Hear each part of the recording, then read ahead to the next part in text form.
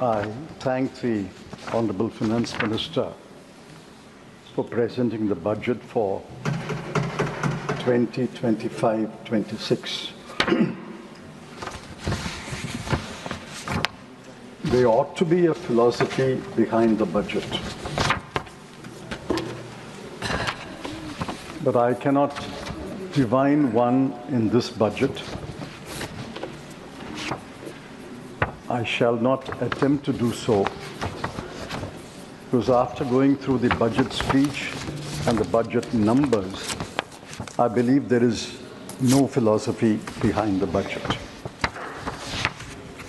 It is obvious that the budget was politically driven. I shall not elaborate upon that, but I congratulate the Finance Minister for achieving one of her objects a couple of days ago. Congratulations, Finance Minister. I would like to start on an unusual note. The Finance Minister has asked this House to appropriate 20,517 crore for the Ministry of External Affairs. Usually the MEA does not figure in a budget speech, but I want to start with the MEA. I'll tell you why. In 2023-24, the past year, we allocated 28,915 crore. In the current year, the revised estimate is 25,277 crore, almost 3,600 crore less in the current year. And for next year, the Finance Minister is asking for only 20,517 crore, another 5,300 crore less. I wish the External Affairs Minister is here. I suspect that, and I hope not, I suspect that the Finance Minister is doing a Elon Musk on the External Affairs Minister. Somebody must explain. Are we shrinking our world presence? Are we closing down embassies? Are we closing down consulates? Be that as it may. A more serious aspect of the MEA. MEA stumbled badly in the last week, and I say that with responsibility. It's now clear that the United States informed India about the deportation. They gave a list of deportees. India verified the list and confirmed that 104 or so names are Indian citizens. So this was not a surprise to us. It was a surprise to the rest of the people. The deportation was known to the MEA. The External Affairs Minister met Secretary of State Rubio a few days before the deportation. And that was all published in the newspapers. I asked the government, did the External Affairs Minister raise the matter with Mr. Rubio? Did he know about the SOP? He told this House the SOP has been in place for many years, since 2012. If he knew about the SOP, did he protest the SOP to the Secretary of State of United States? Did he know about the SOP requires them to handcuff, tie the legs with ropes and mask?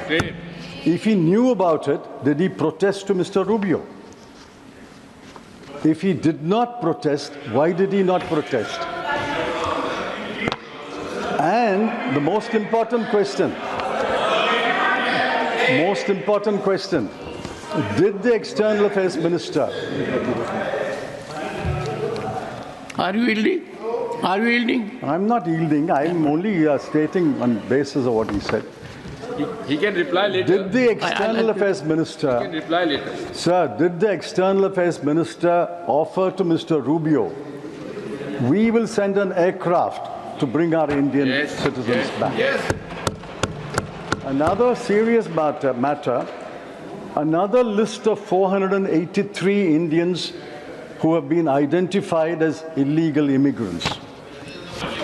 I don't know when the deportation will take place. I ask a specific question. Will the government send an Indian aircraft to bring back the Indian illegal immigrants?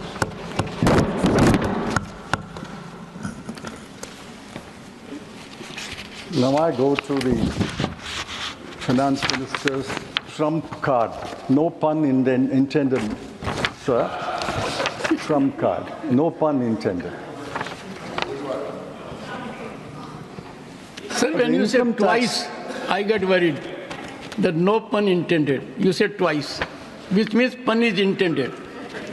And I'm wondering whether your reference to Elon Musk is a compliment to the Honorable Finance Minister. Sir, I'm looking take at to my the groove clock. of efficiency. I'm looking at my clock and my whip. I'll add up the time, sir. 1 minute I'll add. No, please, please. Income tax cut is the FM's main thrust of this debate, and she has given a number of interviews. The House should know that only 3.2 crore persons pay income tax, from the last figures available. The rest file returns, but they pay nil tax. She has raised the government has raised the threshold from 7 lakhs to 12 lakhs, and it applies to all taxpayers right up to the highest taxpayer. Now, I've looked at the CBDT statistics of taxpayers, the last available statistics. My rough calculation is about 80 to 85 lakh taxpayers will go out of the tax net from next year, and 2.5 crore will benefit. But the 2.5 crore includes not only the middle class, which the Finance Minister passionately championed, it includes 2,27,315 persons who returned a total income of more than 1 crore. It includes 262 persons who returned a total income of more than 100 crore. And it includes 23 persons who returned a total income of more than 500 crore. So this is not benefiting the middle class alone, which I welcome, but it's benefiting the very rich and the richest in the world. Yes. Finance ministers also claimed that she had foregone 1 lakh crore rupees. Yet she has claimed that the net tax revenues to the center will grow by 11.1% in 25-26. In 24-25 also it grew by 11%. So it's about the same number. After foregoing 1 lakh crore,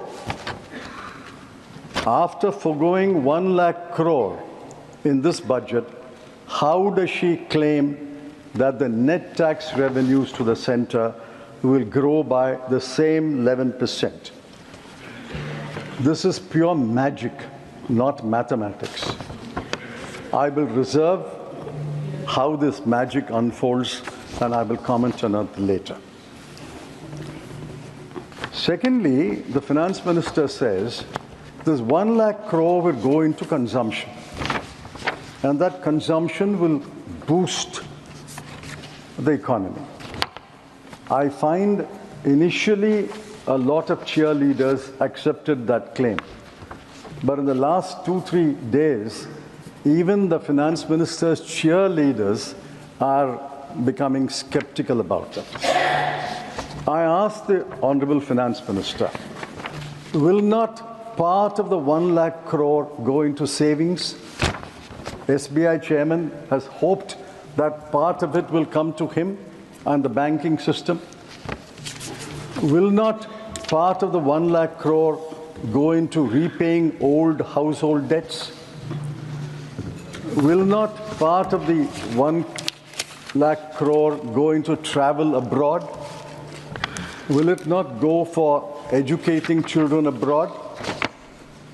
And will it not go into consuming imported goods?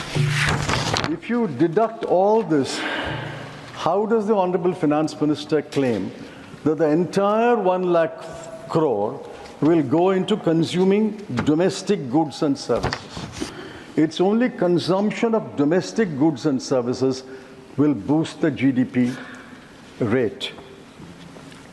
And besides, what is 1 lakh crore when compared to the size of the GDP?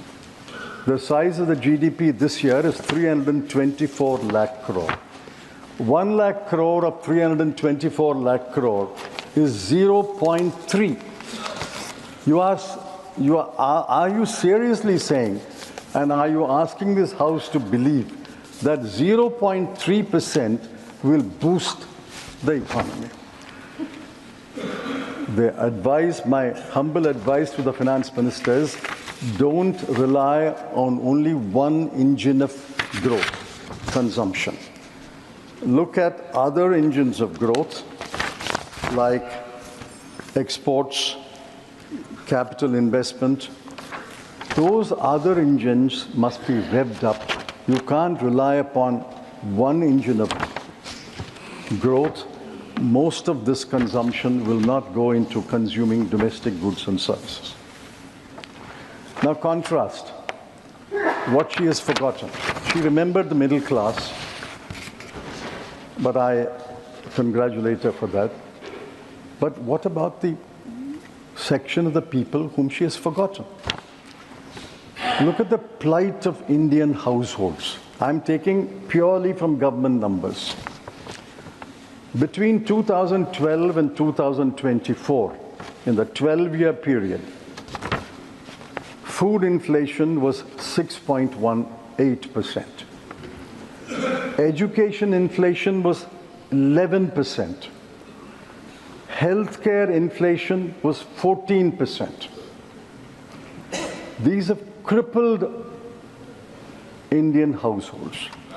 Household savings have fallen from 25.2% to 18.4%. And household consumption saving in September survey in 2023 shows, and mark these numbers, average monthly per capita expenditure of a rural family is only 4,226. And in urban areas, it is 6,996. Now we must examine these numbers more closely. This is the average for the whole India, 4,662 and 6,996, average for the whole India. But the bottom 50% will be even less. And bottom 50% of the 50% will be even less. Now, what has this budget done for the average Indian household in the bottom 50% and the bottom 25%? Nothing. What relief has the Honorable Finance Minister given them? She could have done one of several things. I'm not saying she should have done all the 4 things that I'm mentioning. She could have done one of several things. One, instead of cutting income tax, or along with cutting income tax, she should have cut the GST. Everybody pays GST. The richest and the poorest pay in GST. She could have cut GST. She could have cut the tax on petrol and diesel. Everybody indirectly or directly uses petrol and diesel. She could have increased the MGNREGA daily wage. She could have increased that rate, because the poorest are the ones who are going to MGNREGA work. And she could have raised the statutory minimum wage across the board under the Minimum Wages Act. Yes, yes. That would have benefited thousands and thousands of labour. She did nothing, but she was focused on income tax and she was focused on the Delhi election. Let me turn to another subject. The most gravest challenge facing the country is unemployment. I think all of you will agree, unemployment is the gravest challenge. Even the treasury benches must agree. Now, the periodic labor force survey, popularly known as PLFS, concluded that unemployment rate is 3.2%. Now, if the unemployment rate is 3.2%, and that the economic survey also repeats that, if the unemployment rate is 3.2%, I'm sure the London School of Economics, as well as every other university, teaches us that any unemployment rate less than 5% is equal to full employment. I won't get into the intricacies. If unemployment rate has fallen to 3.2%, why should we worry? We should all be happy because it's full employment according to economic theory. The same PLF says youth unemployment is 10.2%. The same PLFS says graduates unemployment is 13%. If youth unemployment is 10.2 and graduates unemployment is 13, how does it conclude that the total unemployment rate in India is only 3.2? For every job, for 100 jobs, there are 1 million applicants. For 1,000 jobs, there are several million applicants.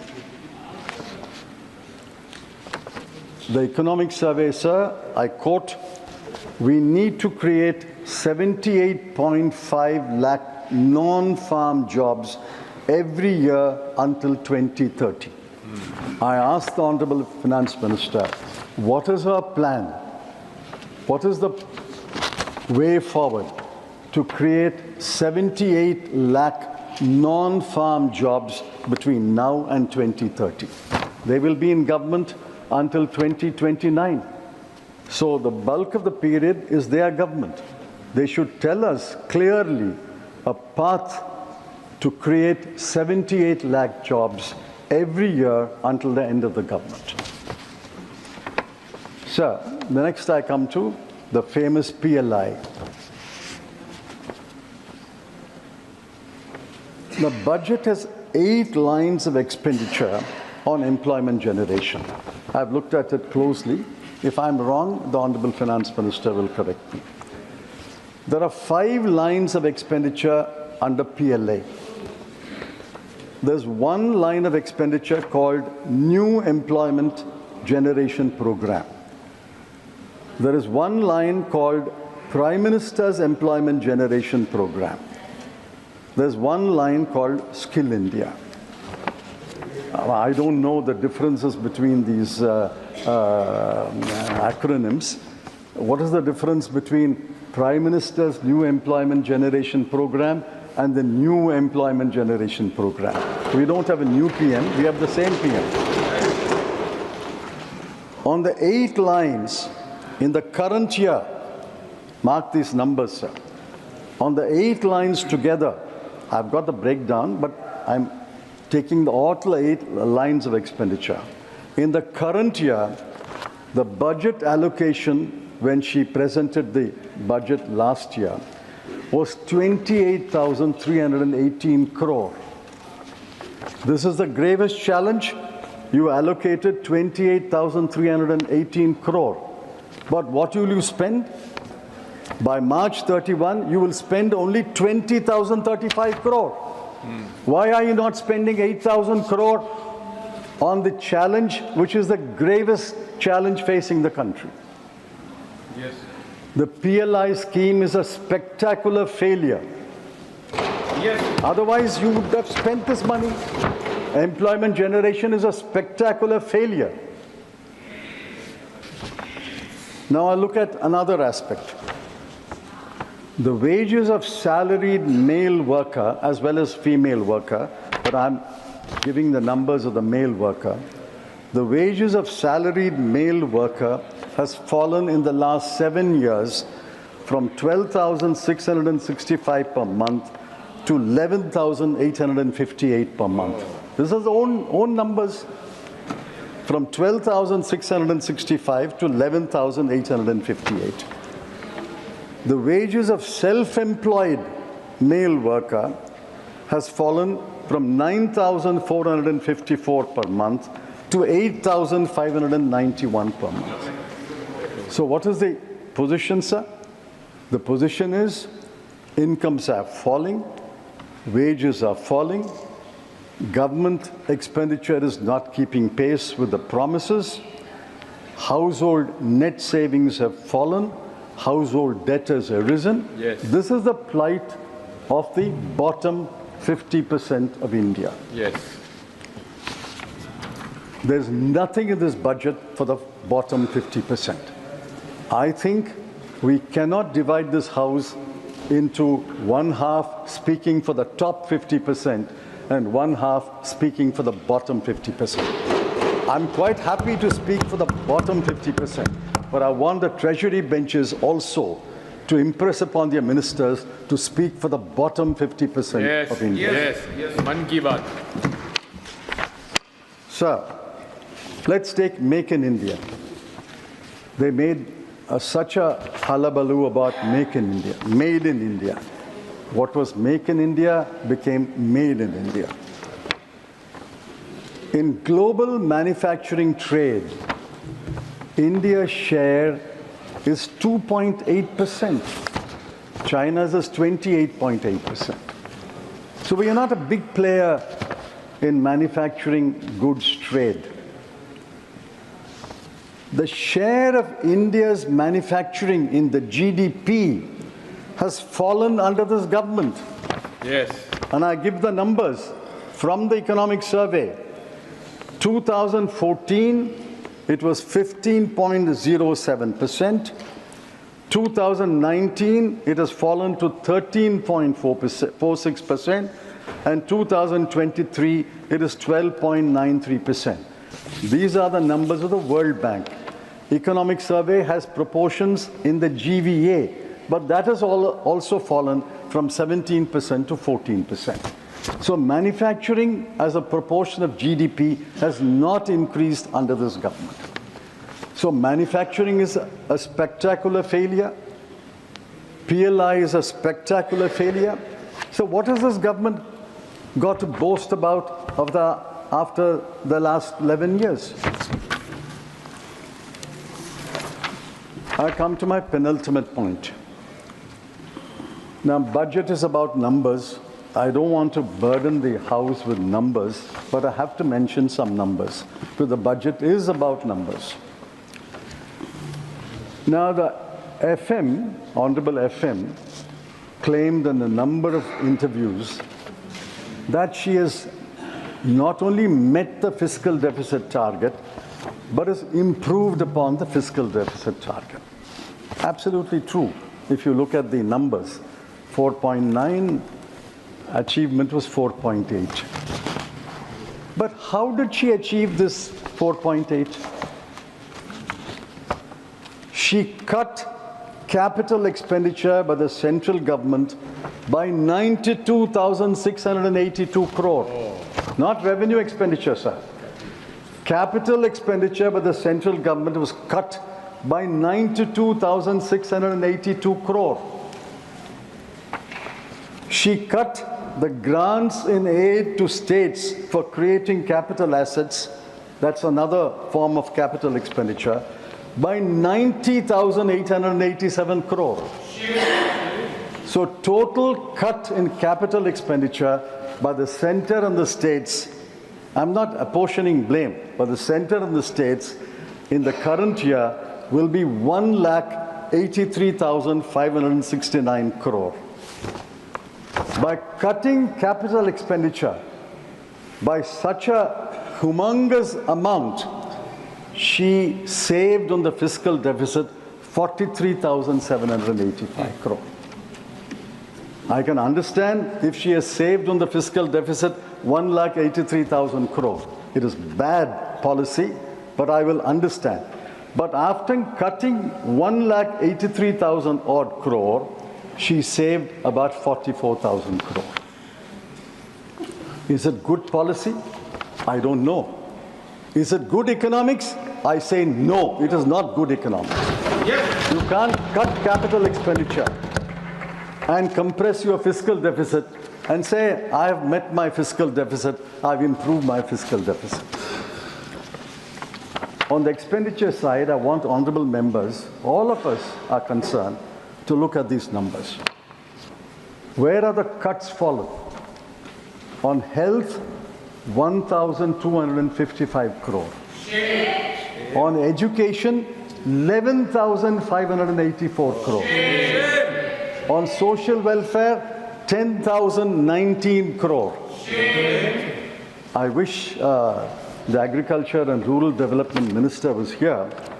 On agriculture, the cut is 10,992 crore. On rural development, it is 75,133 crore. And on urban development, it's 18,907 crore. Why do you make these cruel cuts? There are other unkind cuts. I won't give the numbers. On Poshan, Jal Jeevan Mission, National Social Assistance Program, Pradhan Mantri Gram Sadak Yojana, Crop Insurance Scheme, Urea Subsidy, PM Garib Kalyan Yojana. And all these programs there have been cuts. The most cruel cuts are, I hope I'm pronouncing this correctly, sir, Anusuchit Jati Yojana. Anusuchit Jati Yojana. 1,340 crore has been cut. Young Achievers Scholarship, 455 crore. Post-Metric Scholarship for Scheduled Caste, 860 crore. Program for Development of Scheduled Tribes, 670 crore. You cut money for Scheduled Caste, Scheduled Tribe, and Anusuchit Jati. And you say, I have reached my fiscal deficit, I've improved my fiscal deficit. Look at the grand announcements in this budget. One grand announcement was Urban Challenge Fund, para 58 of the budget speech. I was impressed. Urban Challenge Fund, 1 lakh crore was announced. What is the allocation? 10,000 crore. Jal Jeevan Mission, para 55 of budget speech. Jal Jeevan Mission says, we have provided water to 80% of the population of India, and we will provide for the remaining 20%. We are therefore extending the scheme. The budget estimate for the current year was 70,163 crore. Actual expenditure is 22,614 crore. I mean, this is pure magic, sir. You don't spend 1/4 or 1/3 of your money, and you claim that everybody has been provided water. Now I come to my last point. Sir, you will give me one more minute. I would say, I'd undertake it. Yeah. Now, what did the CEA say? The Chief Economic Advisor is a reasonably autonomous office. I'm glad the Honorable Finance Minister has given him the freedom to speak his mind and to be frank and forthright. I congratulate the Honorable Finance Minister in the end for that also. What did he say? Get out of the way. Yes. It's all we are saying, get out of the way. In a different context. Deregulate. Deregulation drives growth. Work towards giving to people back their agency and enhancing the economic freedoms of individuals and organizations. What is the response of the Honorable Finance Minister? To get out of the way and to deregulate. Her response is to announce in the budget speech 7 new schemes, 8 new missions, and 4 new funds. Now, where will the money come from these schemes and missions and funds? I don't know, because there's no allocation. Sir, in conclusion, I want to say this. Half a minute. Governance is in the present. There is a government, but I'm sorry to say there is little governance. There is no philosophy, therefore no policies. In 1991, we faced a graver situation. There was a man entered this parliament, entered the North Bloc. Yes. He had an economic philosophy. Yes. He followed it with policies that required wisdom and farsightedness. Dr. Manmohan Singh had them. And I'm urging the Honorable Finance Minister to recapture the wisdom and the farsightedness of Dr. Manmohan Singh. One last question. This is through the Finance Minister to the government. Why have you not conferred a Bharat Ratna on Dr. Manmohan Singh? Yes.